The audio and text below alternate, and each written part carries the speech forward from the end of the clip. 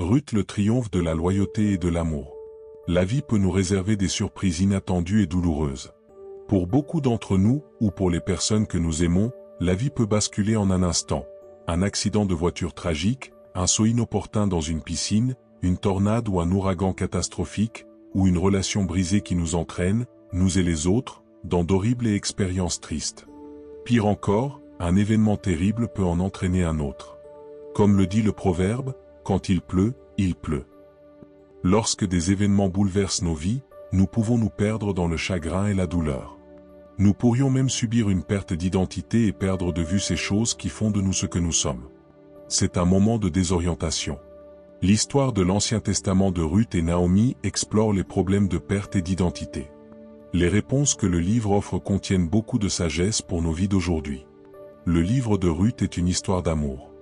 C'est une histoire d'amour entre Ruth et Boaz, et qui illustre l'amour entre Dieu et son peuple.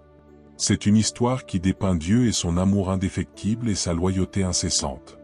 Entre de bonnes mains, les histoires sont des outils puissants. Ils font appel à la fois à nos émotions et à notre intellect. Dans l'histoire de Ruth, nous rencontrons la perte et la souffrance, la déception et la désorientation, l'incertitude et l'amertume. Mais nous trouvons aussi de bonnes nouvelles, nous trouvons l'amour, l'engagement, la persévérance, l'espoir et la main puissante et tendre de Dieu partout. C'est une histoire de transformation, de Dieu transformant nos gémissements en danse, Psaume 30, 11. Chapitre 1, une histoire tragique dans un pays étranger, Ruth 1, 1 et 22. Qu'est-ce qu'il y a dans un nom? À l'époque où les juges statuaient marque le cadre de l'histoire, Ruth 1, 1. Il renvoie les lecteurs à une époque où Israël n'avait pas de roi, chacun fit ce qu'il jugea bon, Juges 21, 25. La vie sociale et spirituelle d'Israël était un gâchis. Le temps des juges était connu pour son cycle de désobéissance, de repentance, d'intervention de Dieu, de gratitude et de retour à la désobéissance. Bien que le texte ne dise pas que la famine était une punition de Dieu, la mention des jours des juges rend cette connexion possible. Quoi qu'il en soit, nous trouvons un homme de Bethléem où le nom Bethléem signifie « maison du pain », quittant la ville et se dirigeant vers le pays étranger de Moab à cause de la famine. Nous savons déjà que les choses ne sont pas comme elles sont censées être. La « maison du pain » manque de pain. Le mot hébreu pour pain et nourriture est le même. Les noms de l'homme et de sa famille augmentent la probabilité que nous soyons dans une histoire surprenante. Le nom de l'homme, Elimelech, signifie probablement « mon Dieu est roi ». À cette époque, l'une des principales fonctions d'un roi était d'assurer la sécurité et la nourriture de son peuple. Un bon roi veillait à ce que son peuple ne souffre pas de la faim. De plus, les noms des fils d'Elimelech suggèrent que l'histoire prendra une tournure tragique. Malon signifie quelque chose d'équivalent à maladif et Kilion à faiblement. Avec ces noms, nous soupçonnons qu'ils ne seront pas dans l'histoire trop longtemps. Le nom de la femme d'Elimelech semble être la seule bonne nouvelle, Naomi signifie agréable. Mais dans une histoire qui promet des surprises, on peut aussi prévoir une belle surprise pour Naomi. La mort et les conséquences. Dans 3 courts versets, nous lisons que Elimelech est mort, après 10 ans, Malon et Kilion aussi. Et Naomi resta sans ses 2 fils et son mari, Ruth 5. Avant de continuer, cependant, faisons une pause pour apprécier pleinement le plein effet de ces quelques mots. Dans le monde culturel à l'époque de l'Ancien Testament, les femmes n'étaient valorisées que par leur lien avec un homme. Les femmes célibataires tirent leur valeur de leur père et les femmes mariées de leur mari. Leur sécurité et leur sûreté dépendaient de la capacité du mari à subvenir à leurs besoins. Lorsqu'une femme mariée perdait son mari, comme l'a fait Naomi, sa valeur diminuait fortement et sa sécurité dépendait de ses fils. Lorsque Naomi a également perdu ses fils, elle est devenue indigente. Maintenant, elle était à un niveau social inférieur aux domestiques. Pire encore, elle était une étrangère dans un royaume autre que le sien, l'un des plus bas des bas. La tournure des fortunes pour Naomi est totale et paralysante. Sa vie est bouleversée. Cela nous rappelle un autre personnage biblique dont la vie a été bouleversée, Job. Cependant, Naomi était une femme. Sa vie est encore pire que celle de Job parce qu'elle n'a personne vers qui se tourner pour obtenir de l'aide. La main de l'Éternel s'est retournée contre moi. Ruth 13. Une question de loyauté. Naomi n'est pas la seule dans cette position. Les belles-filles de Naomi, Ruth et Orpa, sont dans une situation similaire. Elles sont aussi veuves. Bien que le texte ne le dise jamais, Ruth et Orpa n'ont pas ou ne peuvent pas avoir d'enfants. 10 ans de mariage avec les fils de Naomi n'ont produit d'enfants pour aucune des deux femmes. Par tradition culturelle, les deux femmes étaient attachées à Naomi, leur belle-mère, pour partager son destin. Naomi, cependant, les libère gracieusement de leurs devoirs culturels et les encourage à retourner chez leur mère, pour au moins avoir la possibilité d'un avenir. Après quelques disputes, Orpa décide de repartir. Ruth, cependant, décide de rester avec sa belle-mère. C'est une décision courageuse, et qui vient d'un amour profond, d'un engagement et d'une loyauté envers Naomi. Naomi appelle cet amour Hésed, gentillesse, Ruth 8, un mot hébreu qui est plus souvent utilisé pour décrire l'amour, l'engagement et la loyauté de Dieu envers Israël. Ruth quitte sa maison, son identité et sa possibilité d'un avenir favorable, et rejoint Naomi dans ce qui ne pourrait être qu'un avenir rempli de plus de souffrance. Pourtant, ces actions sont exactement ce dont Naomi a besoin. Naomi quitte Moab, et de retour à Bethléem, elle dit « Je suis partie pleine, mais l'Éternel m'a ramenée vide. Pourquoi m'appeler Naomi? L'Éternel m'a affligée, le Tout-Puissant a attiré le malheur sur moi. » Ruth 21. Naomi change de nom, elle est maintenant Mara, ce qui signifie amère. Ruth 20. Ne me presse pas de te quitter ou de me détourner de toi. Où tu iras, j'irai, et où tu resteras, je resterai. Ton peuple sera mon peuple et ton Dieu mon Dieu. Là où tu mourras, je mourrai, et là je serai enterré. Que l'Éternel me traite, fût-ce toujours aussi sévèrement, si même la mort nous sépare toi et moi. Ruth 16-17. La vie de misère. Retourner à Bethléem a dû être une décision très difficile à prendre pour Naomi. Tout ce qu'elle était mort à Moab. Mais elle a appris que l'Éternel était venu en aide à son peuple en lui fournissant de la nourriture, à Bethléem, Ruth 6. Naomi a compris que la vie pour elle dans son village de Bethléem serait meilleure. Dieu a commandé aux Israélites de protéger les personnes les plus faibles de la communauté, ne privez pas l'étranger ou l'orphelin de justice, et ne prenez pas le manteau de la veuve en gage. Souvenez-vous que vous étiez esclaves en Égypte et que l'Éternel, votre Dieu, vous en a racheté. C'est pourquoi je vous ordonne de faire cela. Deutéronome 24, 17-18, aussi Exode 22, 22. Le deuxième chapitre de Ruth s'ouvre sur un rappel plein d'espoir. Naomi avait un parent du côté de son mari, un homme de prestige dont le nom était Boaz, Ruth 2, 1. Cependant, la vie de Ruth à Bethléem ne serait pas plus facile. Elle est une femme, une étrangère, stérile et veuve. Pourtant, son engagement était ferme et exemplaire. Elle a pris sur elle de s'occuper de sa belle-mère affligée. Il s'est avéré, Ruth 2, 3, le texte nous dit, peut-être avec un sourire complice et un clin d'œil, que Ruth venait justement d'aller chercher son grain dans un lopin de terre qui appartenait à Boaz. Apprenez à bien faire, demandez justice. Défendre les opprimés. Prends la cause des orphelins, plaidez la cause de la veuve. Ésaïe 1, 17. Chapitre 2, une nouvelle vie, un nouvel espoir, Ruth 2, 1, 23. Boaz, un homme digne. Ces trois mots hébreux, Ish-Gibor-Aïl, sont utilisés pour décrire Boaz dans Ruth 2, 1. Traduits parfois par « un homme de valeur » ou « un homme digne », ces mots offrent des indices sur le caractère de Boaz. La première partie de l'expression Ish-Gibor signifie « homme puissant » et Aïl peut signifier « force », pouvoir, capacité, honneur, richesse, selon le contexte. Dans ce contexte social, l'expression signifie un homme fort en richesse, capacité et honneur. En d'autres termes, Boaz est un homme très respecté et connu pour son caractère et son leadership. Le nom Boaz signifie probablement « en force ». Socialement, Boaz est à 1000 lieues du propre statut social de Ruth. Nous découvrons également le caractère spirituel de Boaz lorsqu'il arrive dans son champ et salue ses serviteurs. Boaz est une personne pieuse et appréciée, l'amour de ses serviteurs pour lui suggère qu'il est une personne juste et honnête. Il est tellement en contact avec ses serviteurs qu'il remarque même une nouvelle personne qui suit ses moissonneurs. Il s'approche de Ruth et lui fait une offrande qui en dit long sur son personnage. Boaz salue ses serviteurs en disant « Que l'Éternel soit avec vous ». Ruth 2, 4. En effet, la présence du Seigneur devient évidente dans le caractère juste et compatissant de Boaz envers ses serviteurs et Ruth. Boaz fait des offres à Ruth dignes de son caractère, autorisation de rester dans son champ, permission d'être avec ses serviteurs, protection des hommes sur le terrain, provision pour partager l'eau de ses ouvriers.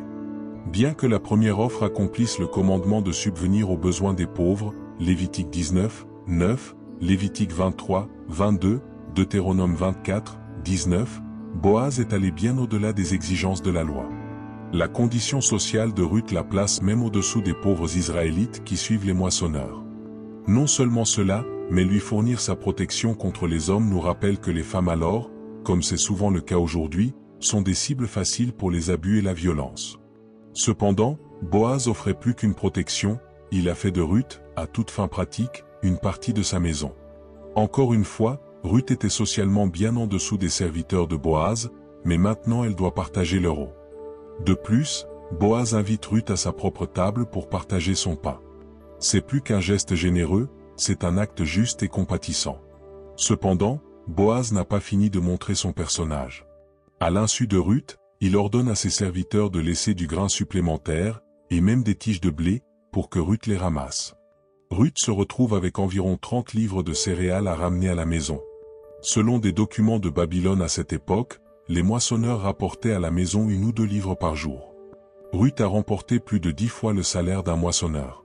De plus, elle a ramené à la maison des restes de céréales cuites pour Naomi. Alors que la grande quantité de céréales que Ruth a ramenées à la maison était impressionnante, pour une Naomi affamée, la vue de céréales déjà cuites était une bénédiction au-delà des mots. Les soins et l'engagement de Ruth ont apaisé l'amertume et le chagrin de Naomi. Un amour profond. Pourquoi Boaz a-t-il agi ainsi envers Ruth? La réponse, en partie, est qu'il a agi à partir de son propre engagement et de son caractère. La réponse se trouve également dans ses propres mots. Ruth s'incline le visage contre terre, comme on s'y attendrait d'une personne de son rang social, et demande « Pourquoi ai-je trouvé une telle grâce à tes yeux que tu me remarques, un étranger ?» Ruth 2, 10. Boaz répond « On m'a tout dit sur ce que vous avez fait pour votre belle-mère depuis la mort de votre mari. » Ruth 2, 11. Boaz est ému de compassion en raison de la loyauté et de l'engagement de Ruth envers Naomi. L'amour et l'engagement de Ruth envers Naomi illustrent l'attitude que le peuple de Dieu devrait avoir envers ceux qui sont dans le besoin. L'amour implacable et désintéressé de Ruth envers Naomi a ravi Boaz. Au temps de la Bible, le mariage était plus une affaire économique qu'une affaire romantique. Boaz n'avait rien à gagner à courtiser une femme étrangère du bas de l'échelle sociale. Et c'est exactement ce qui rend les actions de Boaz encore plus extraordinaires. Un homme qui fait ce qui est juste sans rien attendre en retour. Les actions affectueuses de Boaz étaient une réponse à l'engagement affectueux et à la loyauté de Ruth envers Naomi. Bien que n'étant pas au même niveau social, Ruth est son match sur le plan spirituel. Acquiesced? Avec une grande joie, Naomi reçoit les cadeaux de Ruth et s'écrie « Béni soit l'homme qui t'a remarqué » Ruth 2, 19.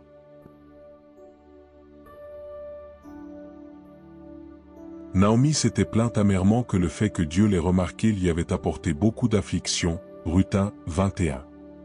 Lorsqu'elle apprend que l'homme s'appelle Boaz, une lumière s'allume dans son esprit, il n'a cessé de manifester sa bonté envers les vivants et les morts, Ruth 2, 20. À qui le « il » fait-il référence? Boaz ou le Seigneur? Ce n'est pas clair, même si cela fait probablement référence aux deux. Dans le Hésed de Boaz, Naomi reconnaît le Hésed du Seigneur. Après tant de chagrin et d'amertume, Naomi trouve du réconfort grâce aux actes d'amour et de compassion de Ruth et Boaz. Bien que le texte ne le dise pas ainsi, nous pouvons reconnaître que Dieu a tendu la main et touché Naomi à travers Ruth et Boaz. Nous nous attendrions à ce que Dieu utilise son peuple de cette façon. Boaz, après tout, est un Israélite au caractère et à la réputation irréprochable. Mais Ruth, eh bien, remarquez la façon dont Ruth est présentée dans ce chapitre, et Ruth la Moabite. Ruth 2, 2, et c'est la Moabite qui revint de Moab. Ruth 2, 6. C'est une Moabite, l'une des ennemies les plus féroces d'Israël, et une païenne. Rappelez-vous que Naomi lui a demandé de retourner auprès de ses dieux et de sa famille, Ruth 1, 15. En effet, Boaz se comporte comme tous les Israélites devraient le faire. Ruth, bien qu'elle ne soit pas d'Israël, se comporte également comme un Israélite devrait le faire. Une rencontre décisive, Ruth 3, 1-18. Un plan pour Ruth. Alors qu'elle se rend compte que Dieu l'a bénie, le chagrin de Naomi diminue. Mais Naomi est toujours vide et l'avenir de Ruth est toujours précaire. Ils sont toujours pauvres, veufs, sans enfants, dans le cas de Ruth, un étranger.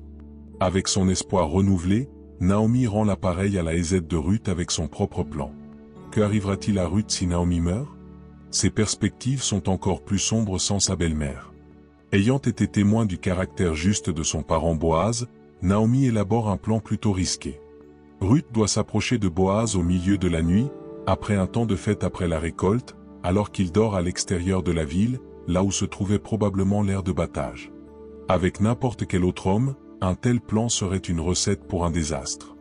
Cependant, s'appuyant sur le caractère juste de Boaz, Naomi est sûre que Ruth sera en sécurité. La loyauté de Naomi. Naomi explique son plan à Ruth et conclut, « Il vous dira quoi faire » Ruth 3, 4. Ruth répond, « Je ferai tout ce que tu diras » Ruth 3, 5. Avec ce plan, Naomi montre son Hésed à Ruth. Naomi cherche un mari pour Ruth, un mari assurerait un avenir à Ruth. Cependant, Naomi doit inclure la terre dans l'accord de mariage pour inciter un homme comme Boaz à épouser Ruth. En renonçant à ses droits sur la terre, Naomi prend un grand risque. Une fois mariée, Ruth et la terre appartiendraient à Boaz. Naomi pourrait se retrouver sans rien, elle pourrait être complètement démunie. Pourtant, Naomi connaît le caractère de Ruth et fait confiance à son Hésed. Aujourd'hui plus que jamais, l'avenir de Naomi est lié à celui de Ruth. Rempli de risques, ce plan dépend du Hésed de Ruth, en fin de compte, du Hésed de Boaz également. Ruth et Boaz. Cependant, Ruth ne suit pas entièrement les instructions de Naomi. Au lieu de cela, après avoir réveillé Boaz, elle dit, « Étends sur moi le coin de ton vêtement, puisque tu es le gardien rédempteur de notre famille. » Ruth 3, 9. Boaz ne réagit pas avec colère aux actions audacieuses de Ruth. Il répond, « Que l'Éternel te bénisse, ma fille. Cette bonté Hésed est plus grande que celle que tu as montrée plus tôt. » Ruth 3, 10. Ce n'est pas tout à fait clair à quoi Boaz se réfère par le Hésed précédent. Cependant, quelque chose que Ruth a fait a causé une grande impression sur Boaz. La demande de Ruth d'« écarter le coin de votre vêtement » est un terme que les lecteurs devraient reconnaître. Dans Ézéchiel, le prophète a utilisé l'image du mariage pour illustrer la relation de Dieu avec Israël. Le prophète a utilisé la même expression, « J'ai étendu sur vous le coin de mon vêtement ». Ézéchiel 16, 8, comme un geste symbolique pour l'alliance du mariage. Ruth demande à Boaz de l'épouser, une demande très audacieuse d'une femme à un homme. Cependant, les mots que Ruth utilise reflètent les propres mots de Boaz dans son domaine dans Ruth 2, 12, « Sous les ailes de qui celle de Dieu tu es venu te réfugier ». Les mots aile et coin sont le même mot en hébreu. Être couvert par le vêtement de Boaz représente la propre couverture de Ruth par Dieu. Cependant, Ruth demande non seulement à Boaz de l'épouser, mais elle va au-delà de ses propres besoins et de son avenir et demande à Boaz de racheter également la terre d'Elimelech pour Naomi, ce qui offrirait alors un avenir sur à Naomi. La capacité de Ruth à penser au-delà d'elle-même et à tenir compte des besoins de sa belle-mère montre son engagement envers Naomi. Les demandes de Ruth à Boaz incluent deux protections sociales importantes dans la loi, le mariage lévira et le tuteur rédempteur. Ces deux pratiques anciennes avaient un but social et théologique très pratique, assurer à la fois la sécurité des descendants et la possession des terres familiales ancestrales. Les anciens Israélites tiraient une grande partie de leur identité en tant que peuple de Dieu de ces deux réalités sociales. Les fils devaient porter le nom de famille et la terre, qui était l'expression concrète des promesses de Dieu à Abraham. Jusqu'ici, l'identité explicite de Ruth a été celle d'une femme étrangère qui accompagne sa belle-mère veuve israélite. Pour le lecteur, il est devenu de plus en plus clair que Ruth se comporte exactement comme un Israélite devrait le faire. Dans le chapitre 3 de Ruth, il est également clair que Boaz partage ce point de vue, puisqu'il l'a loué Hésed 2 fois maintenant. De plus, il est devenu clair pour les autres habitants de la ville que Ruth est plus qu'une étrangère. Tous les habitants de ma ville savent que tu es une femme de caractère noble. Ruth 3, 11. Noble caractère se traduit d'une expression hébraïque qui relie Ruth à Boaz, Échéaïl. Boaz a d'abord été présenté dans le livre comme un Ish Gibor Haïl.